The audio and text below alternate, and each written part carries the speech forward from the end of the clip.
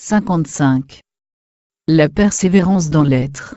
Que le titre de ce texte, emprunte à la philosophie, n'étonnerait guère. En effet, il s'agit de l'extrait d'une citation du philosophe hollandais Spinoza, 1632-1677. Nous entendons donc par vie, la force par laquelle les choses persévèrent dans leur être. Aborder intellement citant un philosophe, notamment l'un de ceux dont la difficulté des écrits détient la capacité de faire fuir les lecteurs les plus audacieux, est-ce bien raisonnable? Et d'ailleurs, pourquoi cette citation? Un vieux souvenir d'une conversation avec un collègue qui se plaisait à émailler ses discussions de propos d'auteurs qu'il commentait. Celle-ci s'est logée dans un coin de la mémoire, et devait s'y plaire pour attirer l'attention quelques décennies après. Mais rassurons tout de suite l'auditoire, point d'exégèse compliquée ou d'explication critique interminable sur cette simple phrase, mais une observation concrète et banale.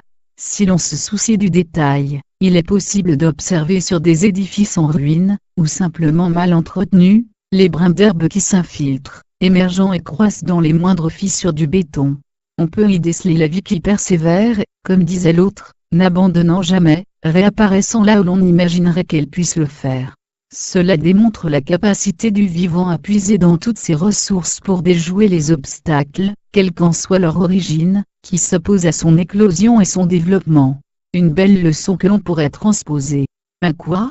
Au-delà de la vie elle-même, à ce qu'elle exprime de façon ultime, la conscience. En effet, il s'avère possible de faire une analogie entre le brin d'herbe, d'apparence si fragile, mais parvenant à déjouer tous les obstacles pour poindre, et l'attention que le moindre soubresaut de la conscience ordinaire peut dissiper. Engoncé, enchâssé entre béton et acier, le brin d'herbe progresse et gagne sa libération par l'expression de la force vitale qui l'anime. Conditionné, bridé, asservi par une société tendue entre conformisme et affirmation de soi, la conscience peut reconquérir sa véritable nature, celle qui fleurit sous la manifestation de l'attention.